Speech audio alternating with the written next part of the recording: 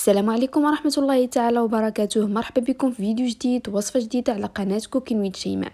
اليوم غنحضر معكم البراوني بالطريقة الأصلية ديالو، صراحة طريقة سهلة وبأدق التفاصيل اللي غتخليه ينجح معكم، واخا تكونوا أول مرة غادي تجربوه. بلا ما نطول عليكم نخليكم على المقادير وطريقه التحضير. عندي 70 غرام ديال الزبده من اصل حيواني، مع 200 غرام ديال الشوكولاته السوداء اللي كتكون نوعيه جيده، 55% من الكاكاو. انا استعملت ايغبيل، صراحه كيجي المذاق ديالها زوين. واخا بزاف ديال الناس كيقول لك بلي ايغبيل ما زويناش، ولكن انا كتعجبني حتى المذاق ديالها كيجي رائع. ولا يمكن لكم تستعملوا لا مارك كالبو حتى هي كتجي زوينه، واخا انا ايغبيل كتعجبني على لا مارك كالبو. هنا خديت واحد 100 غرام ديال الكركاع، غادي نقطعها بينو ما دابت ليا ديك الزبده مع الشكلاط.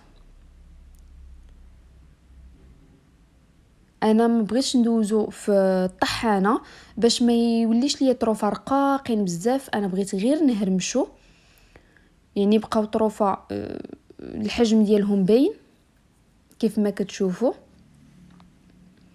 راه الا تبعتوا الخطوات بالتفصيل فكونوا اكيدين انه غادي ينجح معكم، ولو يكون عمركم جربتوه ولا ما عمره ما نجح معكم. هاد الوصفه غادي تنجح معكم، انا متاكده 100%.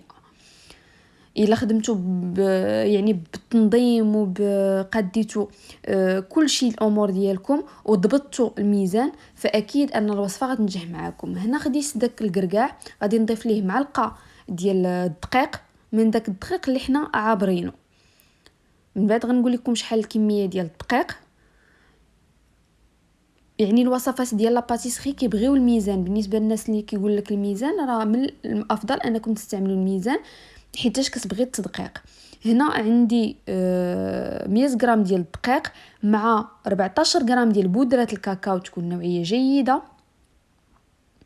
مع 2 غرام ديال الخميره الكيميائيه، 2 غرام ما تفوتوهاش، اولا راس معلقه صغيره ديال الخميره.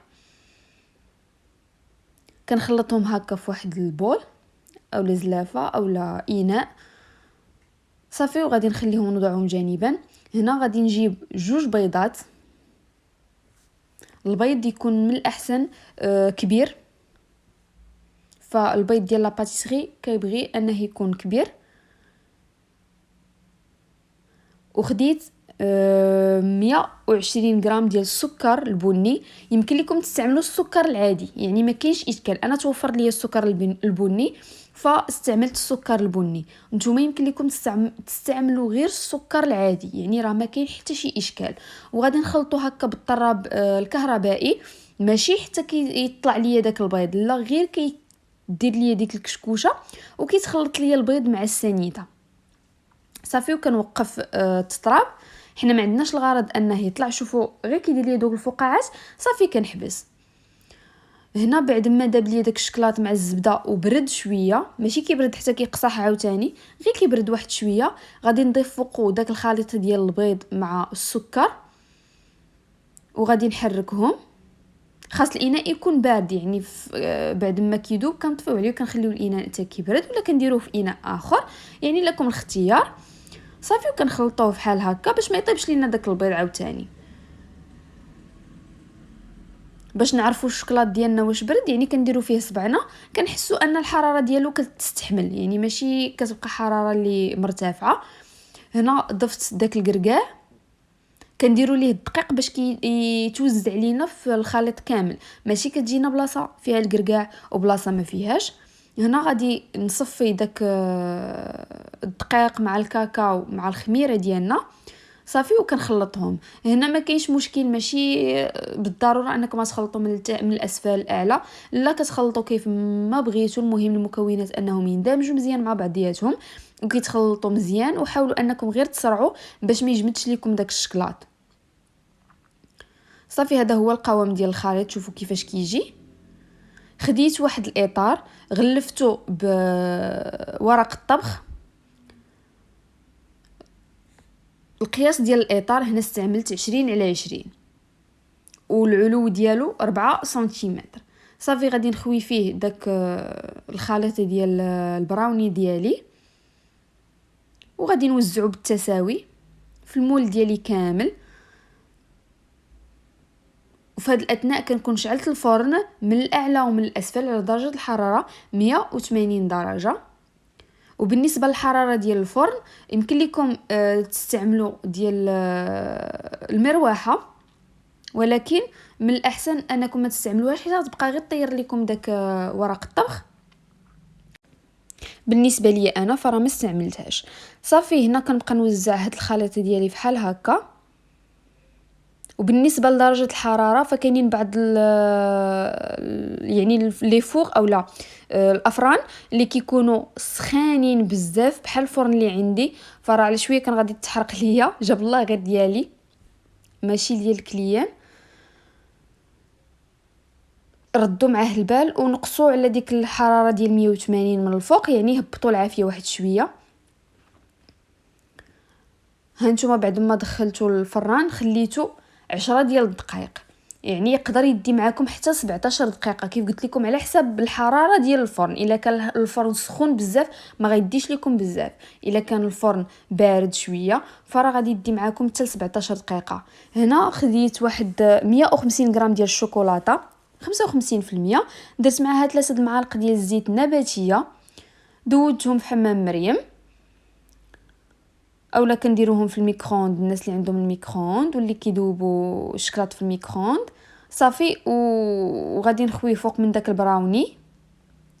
ملي كنخرجوه من الفران ما كنحركوش حيت كيكون طري من الداخل، كيكون مويلو، يعني غادي يخسر ليكم الا حركتوه. يعني كنهزوا لاطا كيف ما كنخرجوها من الفران وكنحطوها جانبا.